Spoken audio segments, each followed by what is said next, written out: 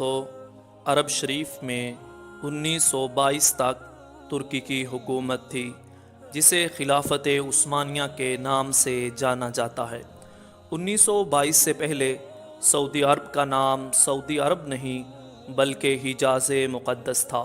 خلافت عثمانیہ دنیا کے 3 براعظموں پر 623 سال تک قائم رہی۔ جب بھی دنیا میں مسلمانوں پر ظلم و ستم ہوتا تھا تو ترکی کی حکومت اس کا منہ توڑ جواب دیتی تھی۔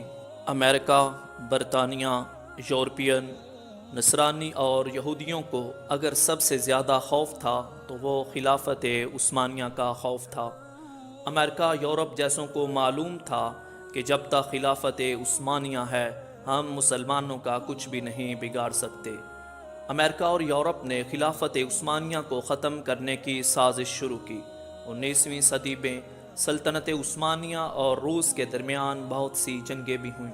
چونکہ مکہ اور مدینہ مسلمانوں کے نزدیک قابل احترام ہے، اس لیے سب سے پہلا فتنہ وہیں سے شروع کروایا۔ امریکہ یورپ نے سب سے پہلے ایک شخص کو کھڑا کیا جو کہ کرسچین تھا۔ ایسی عربی زبان بولتا تھا کہ کسی کو اس پر شک تک نہیں آیا۔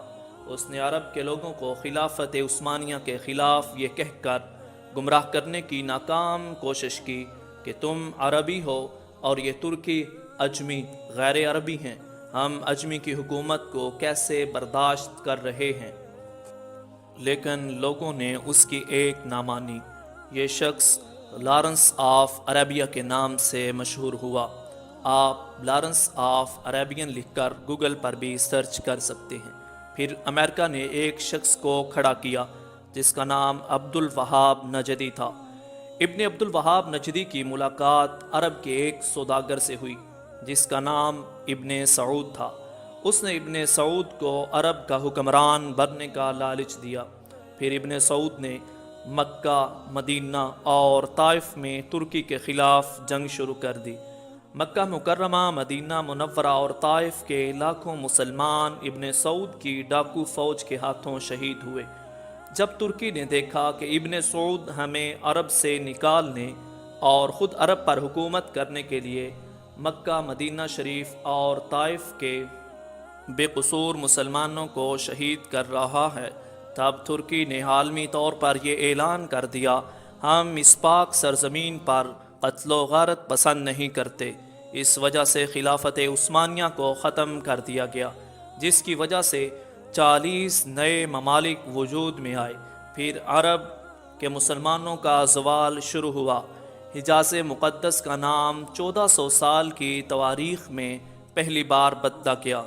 ابن سعود نے حجاز مقدس کا نام اپنے نام پر سعودیہ رکھ دیا، اور اس فتنے کا ذکر احادیث میں بھی ملتا ہے۔ اور اسی وجہ سے سرکار دو عالم صلی اللہ علیہ وبارک وسلم نے جب یمن اور شام اور حرمین کے لیے دعا فرمائی تو سعودی عرب کے شہر نجد کے بارے میں دعا نہیں فرمائی تھی۔ اسی نجد میں ابن عبد الوہاب نجدی پیدا ہوا، جس سے انگریزوں نے ایک نئے مذہب کی بنیاد ڈلوائی، اور یہی شہر مسیلمہ کذاب کا جائے پیدائش بھی ہے۔ لیکن دنیا بھر کے مسلمانوں کی آنکھوں میں دھول جھونکنے کے لیے انگریزوں نے اس نجد شہر کا نام بھی تبدیل کر کے ریاض رکھ دیا، جو آج کل سعودیہ کا دارالحکومت ہے۔ جنت البقیع اور جنت معلیٰ میں صحابہ رضوان اللہ علیہم اجمعین اور اہل بیت علیہم السلام کے مزارات پر معاذ اللہ بلڈوزر چلایا گیا اور تمام قبروں کی بے حرمتی کر کے ان کو ملیا میٹ کر دیا۔ بدقسمتی سے آج بھی کئی بھولے بھالے مسلمان انہی قبروں کو سنت کے مطابق سمجھتے ہیں، حالانکہ 1922 سے پہلے ایسا نہ تھا۔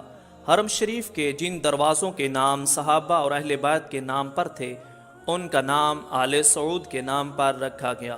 آپ یہ ساری معلومات انٹرنیٹ کے علاوہ تمام تاریخ کی کتابوں میں بھی پڑھ سکتے ہیں۔